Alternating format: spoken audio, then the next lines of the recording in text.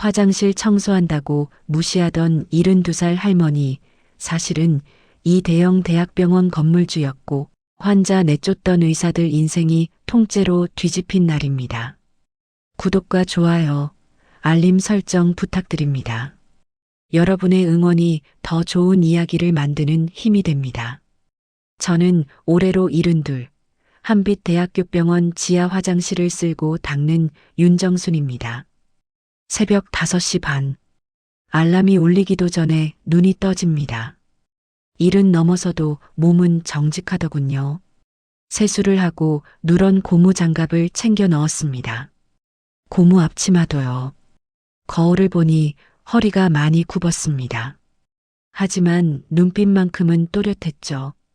병원까지는 버스로 1시간 남짓 걸립니다. 강서구에 있는 한빛대학교병원. 서울에서도 큰 병원으로 손꼽히는 곳이죠. 새벽 6시 반에 도착했습니다.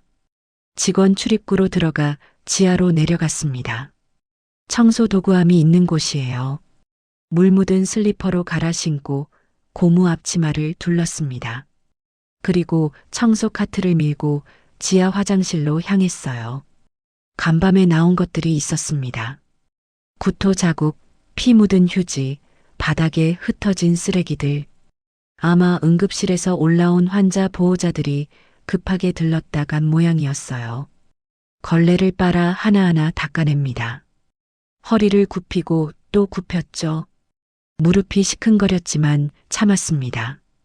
그때였어요. 화장실 문이 열리더니 중년 남자가 들어왔습니다.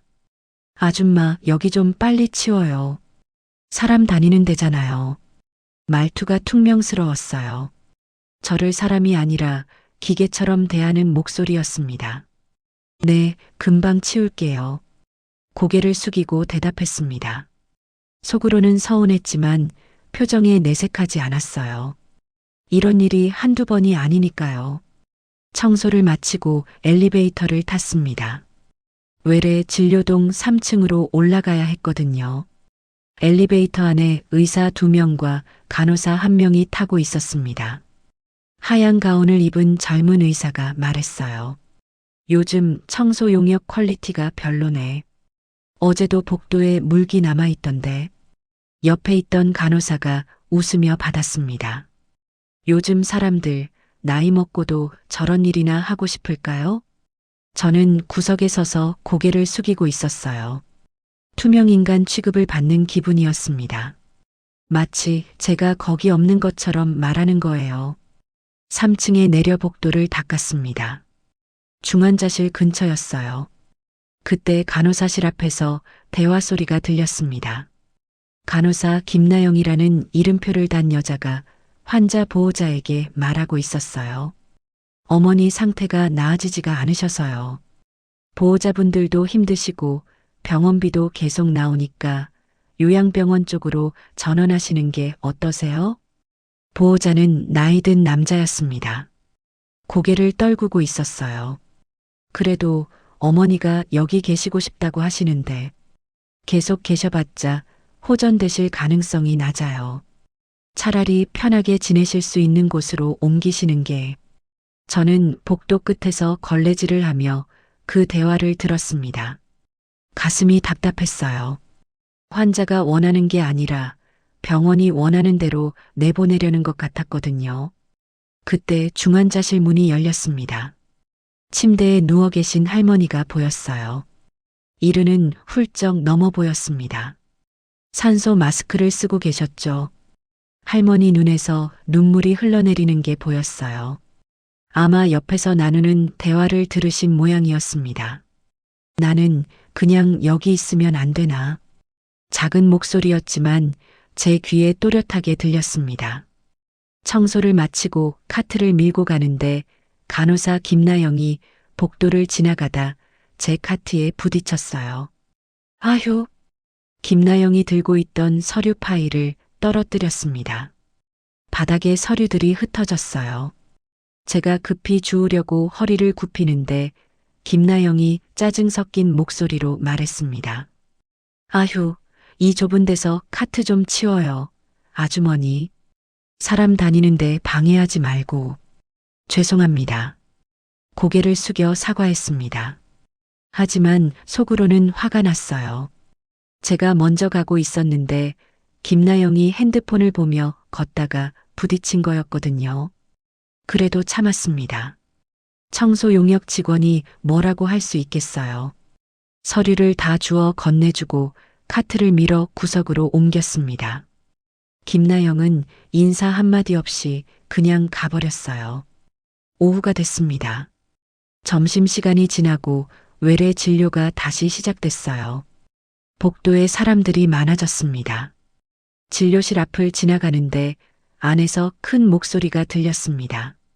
환자분, 이 수술은 보험 적용이 안 됩니다. 전액 본인 부담이에요. 그럼 얼마나 나오는데요? 1,000만 원 정도 예상하시면 됩니다. 1,000만 원요? 놀란 목소리였어요. 나이든 남자 환자였습니다. 그 정도 준비 안 되시면 일반 치료로 가시는 수밖에요. 물론 효과는 훨씬 떨어지지만 의사 목소리는 차가웠습니다. 박지훈이라는 이름표가 붙어 있었어요. 흉부외과 교수였죠. 환자가 한숨을 쉬는 소리가 들렸습니다. 저는 그 앞을 지나치며 가슴이 무거워졌어요. 돈이 없으면 제대로 된 치료도 못 받는구나. 그런 생각이 들었습니다. 오후 4시 휴게실에서 잠깐 쉬고 있었어요. 간호사 몇 명이 들어왔습니다. 중환자실에 할머니 한 분 또 요양병원 보낸다면서요? 응. 박 교수님이 더 이상 할 게 없다고 하셨대. 솔직히 그런 분들 비워줘야 수익 나는 수술 환자 들어오지. 맞아. 병상 회전율 올려야 우리 평가도 좋아지고. 저는 컵을 쥔 손이 떨렸습니다. 환자를 사람이 아니라 숫자로 보는 거예요. 병상 회전율, 수익, 평가. 그런 단어들만 오가고 있었습니다. 퇴근 시간이 됐어요. 청소 도구를 정리하고 옷을 갈아입었습니다. 직원 출입구로 나오는데 행정실장 오상필이 경비 아저씨한테 소리를 지르고 있었어요. 이것도 제대로 못해요? 외주 인력들은 정신이 없나? 경비 아저씨는 고개를 숙이고 있었습니다. 이른이 넘어 보이는 분이었어요. 오상필은 50대 중반쯤 돼 보였습니다. 말쑥한 양복을 입고 서류 가방을 들고 있었죠. 병원이 돈 벌어야 월급 나오는 거 모르세요? 침대는 돈입니다. 돈. 그 말을 듣는 순간 저는 참을 수 없었습니다. 하지만 꾹 눌러 참았어요. 아직은 때가 아니었으니까요. 버스를 타고 집으로 돌아왔습니다. 병원 뒤편 언덕 위에 있는 3층 단독주택이었어요. 낡은 빌라가 아니었습니다. 문을 열고 들어가니 조용했어요. 혼자 사는 집이었거든요. 거실 벽에는 오래된 사진들이 걸려 있었습니다.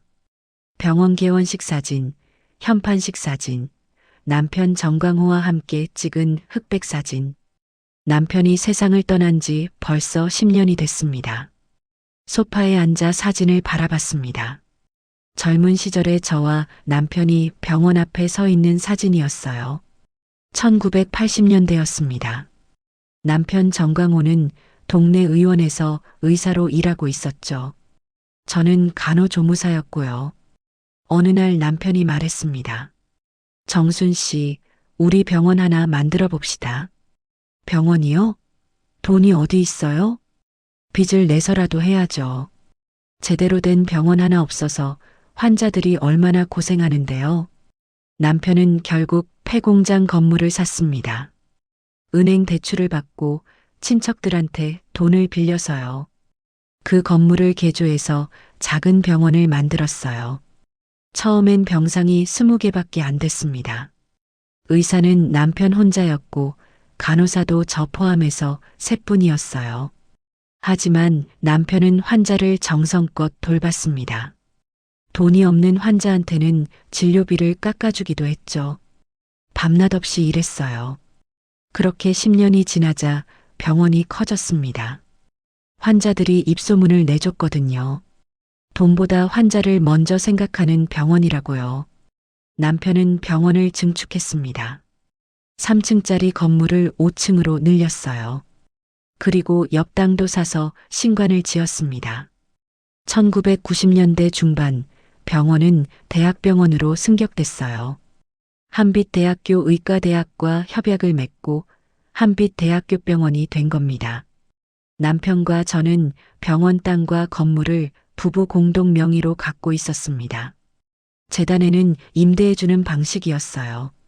병원 운영은 재단과 대학이 하고 우리는 건물주로 남았죠. 2000년대 들어서 병원은 더 커졌습니다. 신관을 또 지었고 중환자실도 늘렸어요. 서울에서 손꼽히는 대형 병원이 됐습니다. 하지만 남편은 변하지 않았어요. 여전히 환자를 우선으로 생각했죠. 어느 날 남편이 말했습니다. 정순 씨, 병원은 돈 버는 곳이긴 하지만 마지막까지 환자 편 들어주는 사람이 꼭 있어야 합니다. 무슨 뜻이에요? 나중에 내가 없어지고 병원이 더 커지면 혹시 사람들이 돈만 보고 환자를 숫자로 볼 수도 있어요. 그럴 때 누군가는 환자 편에 서야 합니다. 남편은 진지한 얼굴이었어요. 2014년이었습니다. 남편이 지병으로 쓰러졌어요. 심장병이었습니다. 병원에 입원했지만 상태가 좋지 않았어요. 의사들이 고개를 저었습니다. 임종을 앞두고 남편이 제 손을 잡았습니다. 정순 씨, 네, 여보. 이 병원 혹시라도 사람들이 돈 되는 환자만 사람 취급하면 그땐 그냥 건물주로만 있지 말고 직접 나서서 바꿔주시오. 무슨 말씀이세요? 청소 아줌마로라도 들어가서 현장을 지켜보시오. 그리고 잘못된 게 보이면 바로잡으시오. 남편은 그렇게 말하고 눈을 감았습니다. 장례를 치르고 혼자 남았습니다. 딸 윤소라가 있었지만 자기 일이 바빠서 자주 못 봤어요. 병원은 재단과 대학이 계속 운영했습니다. 저는 건물주로서 임대료를 받으며 살았어요. 하지만 마음 한구석이 불편했습니다. 남편의 마지막 말이 자꾸 떠올랐거든요. 5년쯤 지났을 때였어요. 신문 기사를 봤습니다. 대학병원 수익성 낮은 환자 퇴원 압박 논란. 기사를 읽는데 가슴이 철렁했어요. 우리 병원 이야기는 아니었지만 혹시나 하는 생각이 들었습니다. 재단 이사장한테 전화했습니다. 이사장님, 우리 병원은 괜찮습니까? 괜찮습니다, 회장님. 걱정 마십시오. 하지만 믿을 수가 없었어요. 직접 확인해야 했습니다. 남편 말대로 현장을 봐야 한다고 생각했어요. 결심했습니다. 청소 용역으로 들어가기로요.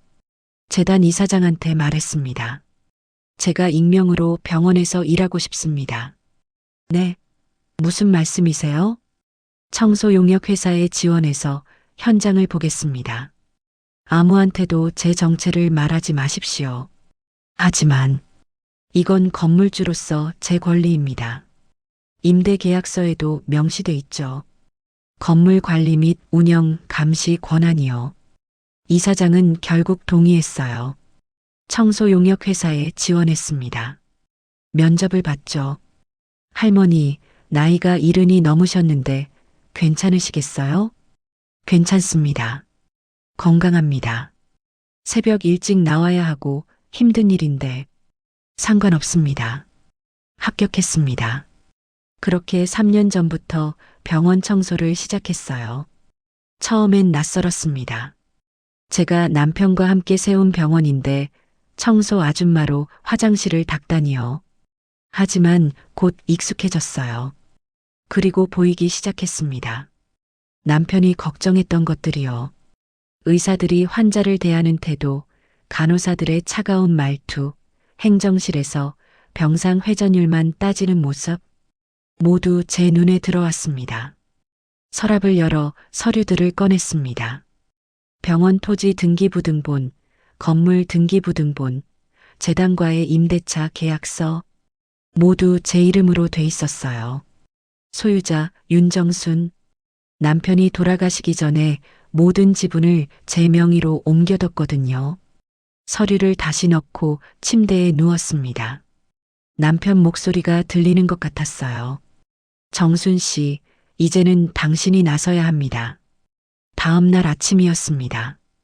평소처럼 새벽에 출근했어요. 오늘은 중환자실 근처를 집중적으로 청소하기로 했습니다. 어제 그 할머니 생각이 자꾸 났거든요. 중환자실 복도를 닦고 있는데 회진 시간이 됐어요. 박지훈 교수가 레지던트 2명을 데리고 왔습니다. 병실로 들어가는 소리가 들렸어요. 최영분 환자, 78세 여성입니다. 만성 신부전으로 입원하신 지 3주째인데 레지던트가 보고했습니다. 박지훈이 차트를 보더니 말했어요. 상태가 나아지지 않네요. 이대로 가다간 계속 여기 계셔야 할 텐데. 네, 교수님. 보호자 불러서 상담하겠습니다. 잠시 후 보호자가 왔어요. 50대 초반쯤 돼 보이는 남자였습니다. 최영분 할머니 아들이었죠. 박지훈이 상담실로 데리고 갔습니다. 문이 반쯤 열려 있었어요. 저는 복도를 걸레질하며 귀를 기울였습니다. 보호자분, 솔직히 말씀드려야겠습니다. 박지훈 목소리였어요. 어머님 상태가 호전될 가능성이 낮습니다. 더 이상 여기서 할 수 있는 치료가 많지 않아요. 그럼 어떻게 해야 합니까? 요양병원으로 전원하시는 게 좋겠습니다. 거기서 편하게 지내시는 게. 하지만 어머니가 여기 계시고 싶다고 하시는데요. 보호자 목소리가 떨렸습니다. 환자분 의견도 중요하지만 의학적으로 판단했을 때 더 이상 급성기 치료가 필요하지 않습니다. 박지훈은 단호했어요. 그때 행정실장 오상필이 들어왔습니다. 보호자님, 제가 행정실장 오상필입니다. 네. 솔직히 말씀드리면 어머님은 의료급여 환자시잖아요. 한도가 거의 다 차셨습니다. 그건 제가 어쩔 수가. 저희도 병상회전이라는 게 있어서요. 이렇게 장기 입원하시면 다른 환자분들이 못 들어오십니다. 오상필 목소리는 사무적이었어요. 그럼 어머니를 어떻게 하라는 겁니까? 요양병원 명단 드릴 테니 거기로 옮기십시오. 오늘 중으로 결정해 주셔야 합니다. 보호자가 울먹이는 소리가 들렸어요. 저는 걸레를 쥔 손이 부들부들 떨렸습니다. 참을 수가 없었어요. 하지만 꾹 눌러 참았습니다. 아직 때가 아니었으니까요. 상담이 끝나고 보호자가 나왔어요. 눈이 빨갛게 충혈돼 있었습니다. 중환자실 유리창 너머로 최영분 할머니가 보였어요. 침대에 누워 천장을 보고 계셨습니다. 할머니도 들으셨을 거예요. 자기를 내보내려는 이야기를요. 점심시간이 됐습니다. 휴게실로 갔어요. 간호사 몇 명이 먼저 와 있었습니다. 김나영도 있었어요. 세병동 최영분 할머니, 오늘 전원 간다면서? 응. 박 교수님이 결정하셨대. 다행이다. 솔직히 그런 환자분들 계속 계시면 우리도 힘들잖아. 맞아. 병상 회전율 떨어지면 우리 평가도 나빠지고. 제가 구석에 앉아 도시락을 먹고 있었지만 간호사들은 신경도 안 썼어요. 근데 저런 환자들은 왜 대학병원에 오는 거야? 요양병원 가면 되지. 돈 없으면서 큰 병원만 고집하니까 그렇지. 가슴이 터질 것 같았습니다. 도시락을 다 먹지 못하고 일어났어요. 휴게실을 나와 옥상으로 올라갔습니다. 차가운 바람이 얼굴을 스쳤어요. 깊게 숨을 들이마셨습니다. 남편 얼굴이 떠올랐어요. 여보, 당신이 걱정했던 일이 일어나고 있어요. 혼잣말을 했습니다. 이제는 제가 나서야 할 것 같아요. 가방을 열어 남편의 오래된 청진기를 꺼냈습니다. 남편이 평생 사용하던 거였어요. 청진기를 쥐고 하늘을 봤습니다. 당신, 이제는 나도 더 못 참겠어요. 사흘이 지났습니다. 최영분 할머니는 아직 중환자실에 계셨어요. 보호자가 전원을 미루고 있었거든요. 그런데 할머니 상태가 갑자기 나빠졌습니다. 심장이 약해지면서 의식이 흐려진 거예요. 응급 처치를 했고 다행히 안정을 찾았습니다. 보호자가 병실 밖에서 울고 있었어요. 어머니, 어머니. 그때 박지훈, 오상필, 김나영이 함께 왔습니다. 보호자님, 잠깐 얘기 좀 하시죠. 상담실로 들어갔어요. 저는 복도에서 청소 카트를 밀며 문 근처에 있었습니다. 오늘 중으로 전원 동의서에 사인하셔야 합니다. 오상필이 서류를 내밀었어요. 하지만 어머니가 조금 전에 눈도 뜨셨고 저를 알아보셨어요. 이렇게 좋아지고 계신데 일시적인 겁니다. 의학적으로 판단했을 때 호전될 가능성은 거의 없습니다. 박지훈이 차갑게 말했어요. 제발 조금만 더 여기 계시게 해주십시오. 병원도 경영입니다. 보호자님. 무한정 병상을 비워둘 수는 없어요. 김나영도 거들었습니다. 오늘 중으로 사인 안 하시면 내일부터 퇴원 처리됩니다. 보호자는 고개를 떨구고 있었어요. 저는 더 이상 참을 수 없었습니다. 카트를 밀고 상담실 문 앞으로 갔어요. 문을 톡톡 두드렸습니다. 실례합니다. 박지훈이 짜증스럽게 돌아봤어요. 뭐예요, 아주머니? 지금 상담 중인데. 알고 있습니다. 그래서 왔습니다. 상담실 안으로 들어갔습니다. 실장님, 의사 선생님. 병상 회전도 좋은데 사람 목숨보다 귀한 겁니까? 오상필이 눈을 부라렸어요. 아주머니, 지금 뭐 하시는 겁니까? 환자분이 좋아지고 계신데 내보내시려는 거 맞습니까? 박지훈이 비웃었습니다. 아주머니, 여긴 병원이고 의학적인 판단으로 말씀드린 겁니다. 청소나 잘해주세요. 의료 판단에 끼어들지 마시고요. 저는 청소만 하는 사람이 아닙니다. 그럼 뭔데요? 김나영이 팔짱을 끼고 물었어요. 이 병원 건물주입니다. 순간 공기가 얼어붙었습니다. 오상필이 코웃음 쳤어요. 건물주요? 아유, 건물주면 고급 승용차라도 타고 다니시지. 청소를 하세요? 제가 무슨 차를 타든 상관없지 않습니까? 가방을 열어 서류를 꺼냈습니다. 임대차 계약서, 사본과 등기부등본이었어요. 책상 위에 탁 올려놨습니다. 직접 확인해 보시죠. 박지훈이 서류를 집어들었어요. 눈이 점점 커졌습니다. 소유자 윤정순. 오상필도 고개를 내밀어 봤어요. 얼굴이 새하얗게 질렸습니다. 이게 진짜입니까? 진짜 아니면 제가 여기 있겠습니까? 김나영은 손에서 볼펜을 떨어뜨렸어요. 저는 세 사람을 차례로 쳐다봤습니다. 이 병원, 제 남편이랑 저 둘이서 뼈 빠지게 세운 겁니다. 돈 안 되는 환자들 내쫓으라고 세운 병원이 아닙니다. 박지훈이 말을 더듬었어요. 저희가 몰라서. 몰랐다고 달라집니까? 환자를 사람이 아니라 숫자로 본 건 사실 아닙니까? 오상필이 급히 말했습니다. 회장님, 오해가 있으신 것 같습니다. 저희는 오해 아닙니다. 제가 3년 동안 지켜봤습니다. 돈 되는 환자는 붙들고 돈 안 되는 환자는 내보내는 거요. 보호자가 놀란 눈으로 저를 봤어요. 저는 보호자를 향해 말했습니다. 어머님, 여기 계속 계셔도 됩니다. 아무도 내보내지 못합니다. 정말입니까? 제가 보장합니다. 다시 세 사람을 봤습니다. 내일 재단 이사회 소집하겠습니다.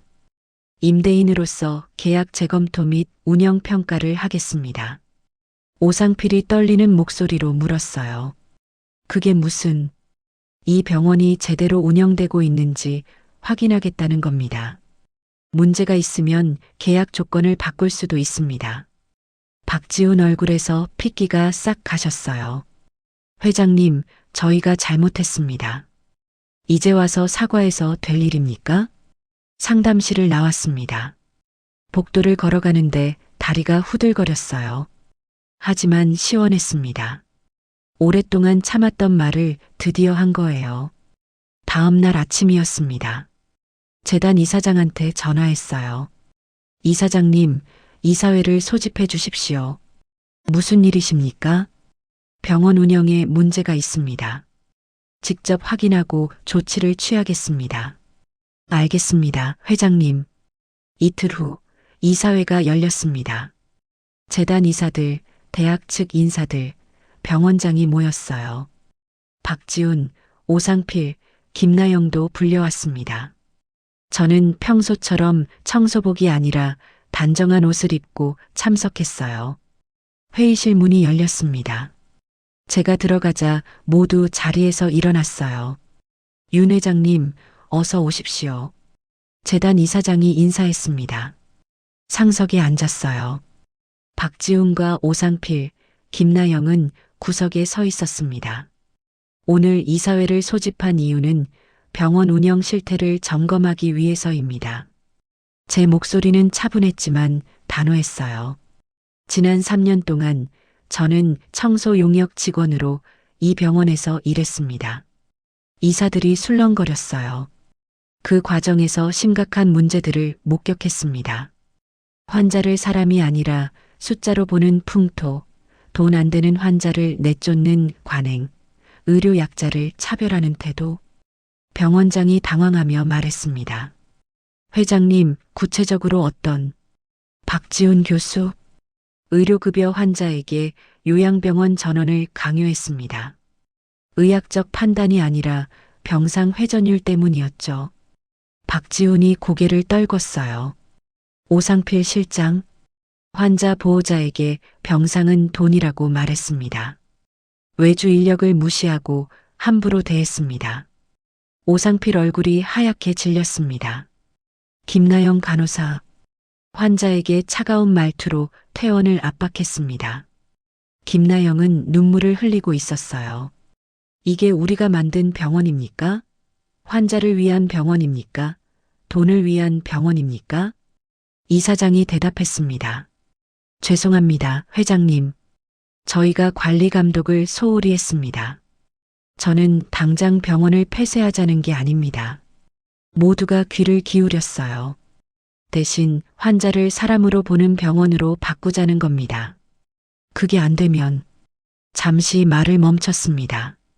임대 계약을 재검토하겠습니다. 이사들 얼굴이 굳었어요. 계약이 깨지면 병원이 문을 닫을 수도 있었으니까요. 조사위원회를 구성하십시오. 이 세 사람뿐 아니라 병원 전체의 환자 대응 실태를 점검하십시오. 알겠습니다. 그리고 환자 권리 보호 규정을 새로 만드십시오. 의료 약자를 차별하지 않는 원칙을 세우십시오. 그렇게 하겠습니다. 이사회가 끝났습니다. 박지훈, 오상필, 김나영이 제 앞으로 왔어요. 회장님, 박지훈이 무릎을 꿇었습니다. 정말 죄송합니다. 제가 잘못했습니다. 이제 와서 무릎 꿇는다고 용서받을 수 있습니까? 저를 벌해 주십시오. 어떤 처분이라도 받겠습니다. 오상필과 김나영도 고개를 숙였어요. 조사위원회 결과를 기다리십시오. 그때 결정하겠습니다. 일주일 후였습니다. 조사위원회 결과가 나왔어요. 박지훈, 3개월 업무 정지, 인성 및 의료윤리 교육 의무화. 오상필, 행정실장 직위 해제, 본사 대기 발령. 김나영, 경고 처분, 타부서 이동, 인사평가 감점. 세 사람의 인생이 한순간에 무너졌습니다. 박지훈은 집에 틀어박혔어요. 의사 가운을 벗고 소파에 앉아 멍하니 있었습니다. 아내가 물었습니다. 여보, 괜찮아요? 괜찮을 리가 있나? 3개월만 지나면 돼요. 3개월이 문제가 아니야. 내 경력의 이런 오점이. 술을 마셨습니다. 혼자서요. 취한 채로 중얼거렸어요. 내가 뭘 그렇게 잘못했나? 병원도 경영이잖아. 하지만 최영분 할머니 얼굴이 떠올랐습니다. 눈물 흘리던 모습이요. 나는 그냥 여기 있으면 안 되나? 할머니 목소리가 귓가에 맴돌았어요. 박지우는 술잔을 놓고 얼굴을 감싸쥐었습니다. 내가 정말 잘못했구나. 눈물이 흘러내렸어요. 오상필은 더 힘들었습니다. 직이 해제되고 본사 대기 발령을 받았지만 본사에서도 그를 원하지 않았어요. 결국 권고사직을 받았습니다. 집에 돌아왔습니다. 아내가 물었어요. 어떻게 됐어요? 사직서 냈어. 뭐라고요? 어쩔 수 없었어. 본사에서도 날 안 받아줘. 오상필은 부동산 투자에 실패한 적이 있었어요. 빚이 남아 있었습니다. 이제 수입이 끊겼어요. 생활비를 걱정해야 했습니다. 구직 사이트를 뒤졌습니다. 하지만 50대 중반에 마땅한 자리가 없었어요. 어느 날 청소 용역 구인 광고를 봤습니다. 병원 청소 직원 모집. 씁쓸하게 웃었어요. 나도 이제 여기까지 왔구나. 예전에 무시했던 그 자리였습니다. 김나영은 새로운 부서로 이동했어요. 외래 진료 간호 파트였습니다. 선배 간호사가 말했습니다. 김 간호사, 환자분한테 말 좀 부드럽게 해요. 네. 아까도 환자분이 불편해 하시던데 좀 더 친절하게 대해야죠. 김나영은 고개를 숙였습니다. 예전 같았으면 반발했을 거예요. 하지만 이제는 아무 말도 못했습니다. 집에 돌아와 거울을 봤어요. 예전에 윤정순 할머니한테 했던 말이 떠올랐습니다. 이 좁은 데서 카트 좀 치워요, 아주머니. 저런 환자들 비워줘야 수익 나는 수술 들어오지. 가슴이 아팠습니다. 내가 정말 저렇게 말했구나. 눈물이 났어요. 최영분 할머니는 완화의료병동으로 옮겨졌습니다. 따뜻한 돌봄을 받으며 지냈어요. 저는 자주 병실을 찾아갔습니다. 할머니, 오늘 기분 어떠세요? 좋습니다. 고맙습니다. 할머니는 미소 지으셨어요. 여기 편합니다. 아무도 나가라고 안 하니까요. 이제 아무도 그런 말 못합니다. 할머니 손을 잡아드렸습니다. 고맙습니다, 회장님. 회장님은요? 그냥 정순이라고 부르세요. 할머니는 고개를 끄덕이셨어요. 석 달이 지났습니다. 병원 1층 로비에 새로운 게시판이 걸렸어요. 환자 권리 선언문, 의료 약자 보호 원칙, 환자 중심 의료 실천 지침. 제 이름은 어디에도 없었습니다. 하지만 구석에 작게 이렇게 적혀 있었어요. 윤모 씨 제안. 그걸로 충분했습니다. 병원장이 저를 찾아왔어요. 회장님, 병원이 많이 달라졌습니다. 그렇습니까? 환자 만족도가 올라갔고 민원도 줄었습니다. 직원들 인식도 바뀌고 있습니다. 다행입니다. 박지훈 교수 업무 정지 기간이 끝났습니다. 복귀 신청서를 냈는데 어떻게 하고 싶으십니까? 완화의료병동으로 자원해서 가겠다고 합니다. 놀라웠어요. 완화의료병동이요? 네. 돈이 안 되는 파트죠. 하지만 박 교수가 그쪽에서 일하고 싶다고 합니다. 허락하십시오. 며칠 후 완화의료병동에 갔습니다. 박지훈이 환자들을 돌보고 있었어요. 예전과는 완전히 다른 모습이었습니다. 최영분 할머니 병실에 들어갔습니다.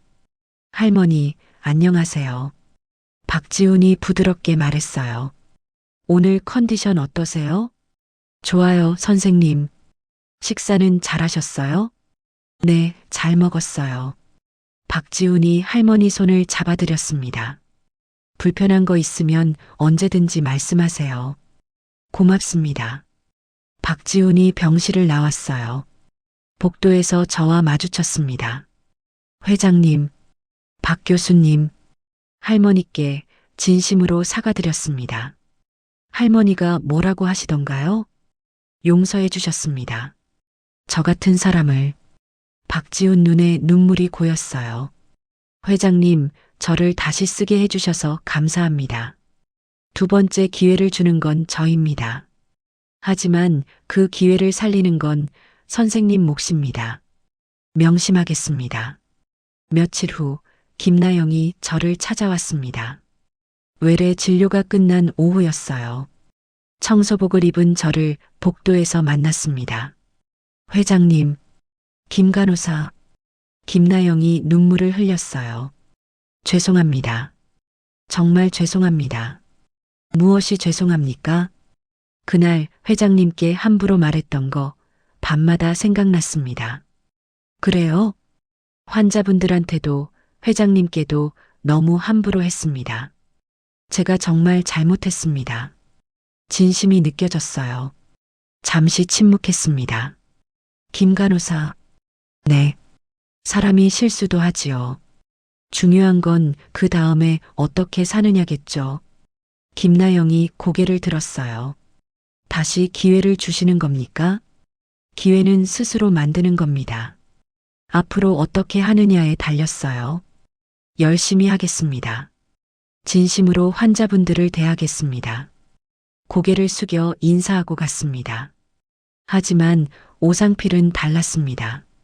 소식을 들었어요. 다른 병원 행정직에 지원했다가 떨어졌다고 합니다.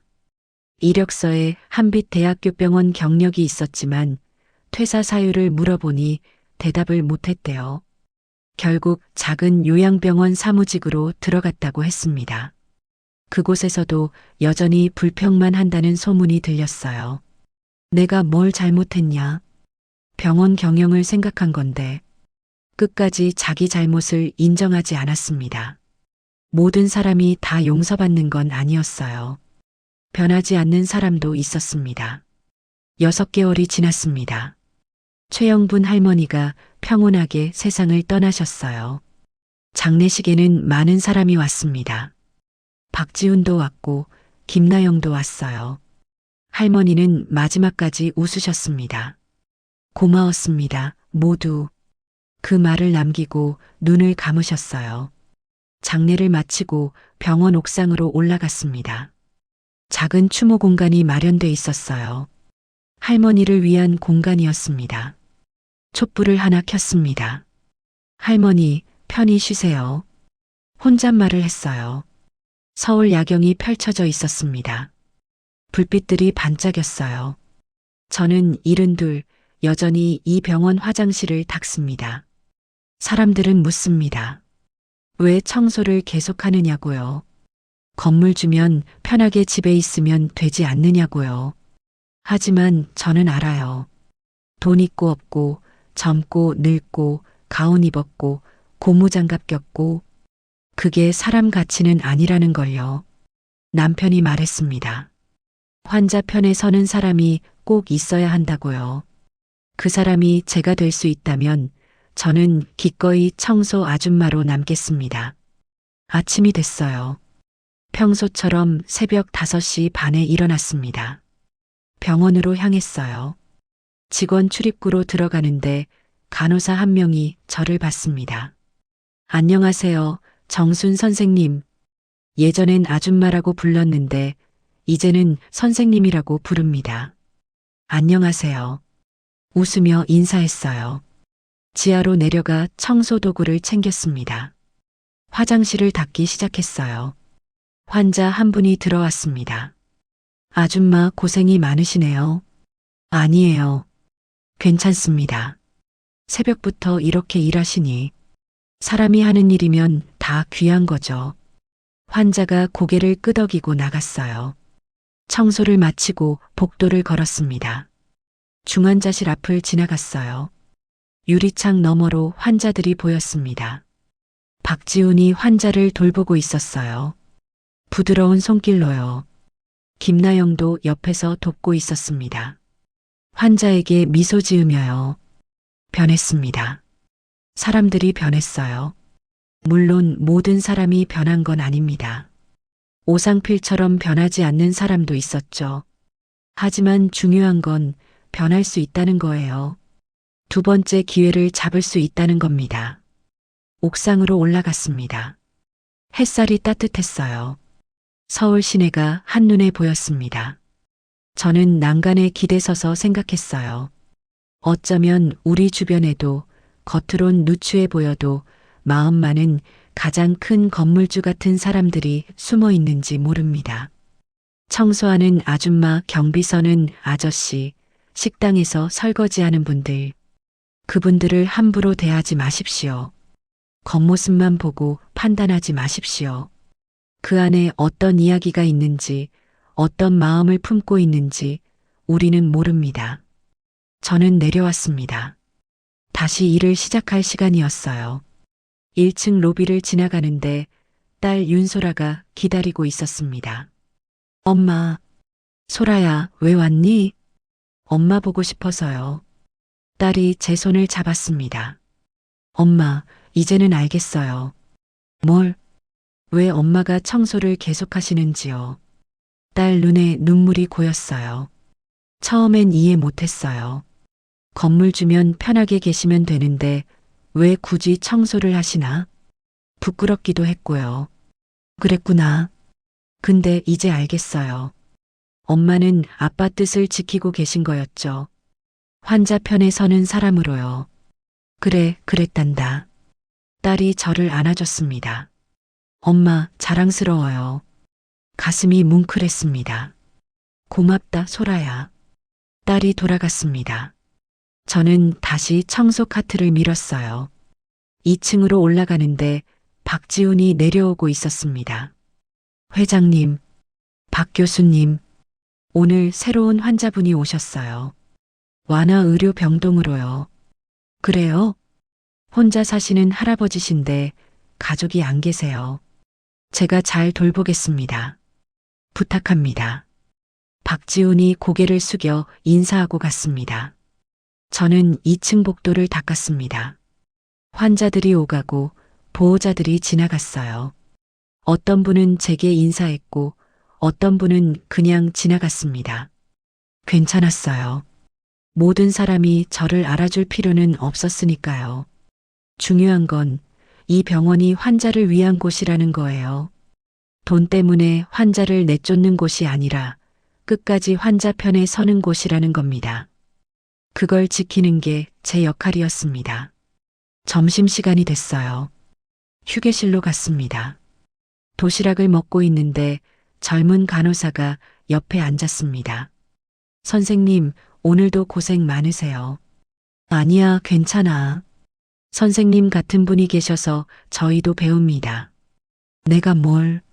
환자분들한테 어떻게 대해야 하는지요. 선생님 보면서 느껴요. 간호사가 웃었습니다. 고맙구나. 저야말로 감사합니다. 간호사가 일어나 나갔어요. 혼자 도시락을 다 먹고 창밖을 봤습니다. 햇살이 들어오고 있었어요. 따뜻했습니다. 남편 목소리가 들리는 것 같았어요. 정순 씨, 잘하고 있습니다. 여보, 당신이 있어서 이 병원이 지켜지고 있어요. 고마워요, 여보. 눈을 감았습니다. 평화로웠어요. 오후가 됐습니다. 외래 진료동으로 갔어요. 대기실이 사람들로 가득했습니다. 환자들이 앉아서 차례를 기다리고 있었어요. 저는 바닥을 닦았습니다. 조용히, 천천히요. 아무도 제가 누군지 몰랐습니다. 하지만 괜찮았어요. 저는 그냥 청소 아줌마였으니까요. 그리고 그게 제가 선택한 삶이었으니까요. 해가 지고 퇴근 시간이 됐습니다. 청소 도구를 정리하고 옷을 갈아입었어요. 직원 출입구로 나오는데 경비 아저씨가 인사했습니다. 정순 선생님, 수고하셨습니다. 아저씨도 수고하셨어요. 내일 또 뵙겠습니다. 네, 내일 봐요. 버스 정류장으로 걸어갔습니다. 버스를 기다리며 병원을 돌아봤어요. 큰 건물이 저녁 불빛에 빛나고 있었습니다. 제가 남편과 함께 세운 병원, 뼈 빠지게 일하며 키운 병원, 이제는 환자를 위한 병원으로 다시 태어난 곳, 미소가 지어졌습니다. 버스가 왔어요. 올라타 창가에 앉았습니다. 집으로 가는 길 창밖을 보며 생각했어요. 오늘 제 이야기를 들으신 여러분, 혹시 내 옆 사람을 너무 쉽게 판단하고 있지는 않은지 한 번쯤 돌아봐 주셨으면 좋겠습니다. 청소하는 아줌마를 무시하지 마십시오. 경비 아저씨를 함부로 대하지 마십시오. 식당 직원을 투명인간 취급하지 마십시오. 그분들도 모두 사람입니다. 어쩌면 여러분보다 더 큰 마음을 품고 있을지도 모릅니다. 겉모습으로 사람을 판단하지 마십시오. 그 안에 어떤 이야기가 숨어 있는지 우리는 모르니까요. 집에 도착했습니다. 불을 켜고 소파에 앉았어요. 남편 사진을 봤습니다. 여보, 오늘도 다녀왔어요. 우리 병원 많이 좋아졌어요. 당신이 원하던 병원이 됐어요. 사진 속 남편이 웃고 있었습니다. 저도 웃었어요. 내일도 새벽 5시 반에 일어날 겁니다. 병원으로 갈 거예요. 화장실을 닦고 복도를 걸레질하고 사람들에게 인사할 겁니다. 그게 제가 선택한 삶이니까요. 그리고 후회하지 않습니다. 창밖에 저녁 노을이 지고 있습니다. 윤정순 할머니는 집에 앉아 그 노을을 바라봅니다. 72세, 대학병원 청소부. 하지만 그 안에 숨겨진 건물주. 남편과 함께 세운 병원을 지키기 위해 스스로 청소 아줌마가 된 사람. 이 이야기가 우리에게 주는 교훈은 무엇일까요? 첫째, 겉모습으로 사람을 판단하지 마십시오. 윤정순 할머니는 누런 고무장갑을 끼고 물 묻은 슬리퍼를 신고 화장실을 닦았습니다. 사람들은 그를 그냥 청소 아줌마로만 봤어요. 의사들은 무시했고 간호사들은 함부로 대했고 행정실장은 외주 인력이라고 깔봤습니다. 하지만 그 안에는 병원 전체를 소유한 건물주가 있었어요. 더 중요한 건 환자를 진심으로 걱정하는 마음이 있었습니다. 우리 주변에도 이런 사람들이 있습니다. 겉으로는 평범해 보여도 그 안에 큰 마음을 품은 사람들이요. 둘째, 약자를 함부로 대하지 마십시오. 박지훈 교수는 말했습니다. 병원도 경영입니다. 돈 되는 환자는 붙들고 돈 안 되는 환자는 내보냈어요. 의료급여 환자, 기초생활수급자, 가난한 노인들을 숫자로만 봤습니다. 하지만 그들도 사람입니다. 아픔을 느끼고 두려워하고 살고 싶어 하는 사람들이에요. 세상에는 경제 논리로만 설명할 수 없는 것들이 있습니다. 사람의 생명, 존엄, 그리고 마지막 순간의 평화. 그런 것들이죠. 셋째, 권력과 지위는 영원하지 않습니다. 박지훈, 오상필, 김나영. 이들은 병원에서 권력을 가진 사람들이었어요. 의사, 행정실장, 간호사. 그들은 청소 아줌마를 무시했습니다. 자신들이 더 높은 사람이라고 생각했죠. 하지만 하루아침에 무너졌습니다. 진짜 권력자 앞에서 그들은 아무것도 아니었어요. 권력과 지위는 영원하지 않습니다. 언제 어떻게 바뀔지 모릅니다. 그러니 겸손해야 합니다. 넷째, 변화는 가능합니다. 박지훈은 달라졌습니다. 3개월 업무 정지를 받고 진심으로 반성했어요. 완화 의료 병동으로 자원해서 갔습니다. 김나영도 달라졌습니다. 눈물로 사과하고 환자를 진심으로 대하기 시작했어요. 사람은 변할 수 있습니다. 잘못을 깨닫고 진심으로 뉘우치면요. 하지만 오상필처럼 변하지 않는 사람도 있습니다. 끝까지 자기 잘못을 인정하지 않고 변명만 하는 사람들이요. 중요한 건 선택입니다. 변할 것인가, 변하지 않을 것인가. 다섯째, 진짜 품격은 낮은 곳에서 나옵니다. 윤정순 할머니는 건물주였습니다. 고급 승용차를 타고 편하게 집에서 쉴 수도 있었어요. 하지만 청소 아줌마가 되었습니다. 새벽 5시 반에 일어나 화장실을 닦고 복도를 걸레질했어요. 왜? 환자를 지키기 위해서요. 남편의 뜻을 지키기 위해서요. 진짜 품격은 높은 자리에 있는 게 아닙니다. 낮은 곳으로 내려가 약자와 함께하는 것입니다. 여섯째, 돈보다 중요한 가치가 있습니다. 병원은 돈을 법니다. 당연한 일이에요. 경영도 중요합니다. 하지만 돈이 전부는 아닙니다. 환자의 존엄, 생명의 가치, 마지막 순간의 평화. 이런 것들은 돈으로 살 수 없습니다. 최영분 할머니는 가난했습니다. 의료급여 환자였어요. 병원에 돈이 안 됐습니다. 하지만 그도 사람이었습니다.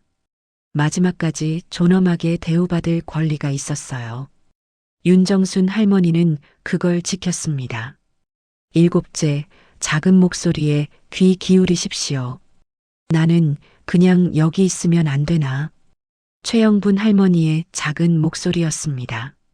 아무도 듣지 않았어요. 의사들은 병상 회전율만 생각했고 행정실은 수익만 계산했습니다. 하지만 윤정순 할머니는 들었습니다. 복도 끝에서 걸레질하며 그 작은 목소리를 들었어요. 세상에는 작은 목소리들이 많습니다. 힘없는 사람들의 목소리, 약자들의 외침. 그 목소리에 귀 기울이십시오. 그들도 사람입니다. 하지만 이 이야기가 착하게 살면 복수할 수 있다는 단순한 이야기는 아닙니다. 윤정순 할머니가 복수한 게 아니에요. 그는 병원을 지킨 겁니다. 환자를 지킨 거예요. 박지훈과 김나영을 완전히 망하게 하지 않았습니다. 두 번째 기회를 줬어요. 하지만 오상필처럼 변하지 않는 사람에게는 기회가 없었습니다. 이게 현실입니다. 진심으로 반성하고 변하는 사람에게는 기회가 옵니다. 하지만 끝까지 변명만 하는 사람에게는 기회가 없어요. 결국 이 이야기의 핵심은 이겁니다. 사람을 겉모습으로 판단하지 마십시오. 청소하는 아줌마, 경비 서는 아저씨, 식당에서 일하는 분들, 그분들을 함부로 대하지 마십시오. 그 안에 어떤 이야기가 있는지, 어떤 마음이 숨어 있는지 우리는 모릅니다. 그리고 무엇보다 그분들도 우리와 똑같은 사람입니다. 존중받을 권리가 있어요. 윤정순 할머니는 말했습니다. 돈 있고 없고, 젊고 늙고, 가운 입었고, 고무장갑 꼈고, 그게 사람 가치는 아니니까요. 그 말을 기억하십시오. 여러분은 어떻게 생각하시나요? 여러분 주변에도 겉으로는 평범해 보이지만 큰 마음을 품은 사람이 있지 않나요? 혹시 누군가를 겉모습만 보고 함부로 대한 적은 없나요? 댓글로 의견 남겨주세요. 여러분이 계신 지역 이름도 함께 남겨주시면 마음으로 인사드리겠습니다. 구독과 좋아요, 알림 설정도 부탁드립니다. 여러분의 응원이 더 따뜻한 이야기를 만드는 힘이 됩니다. 감사합니다.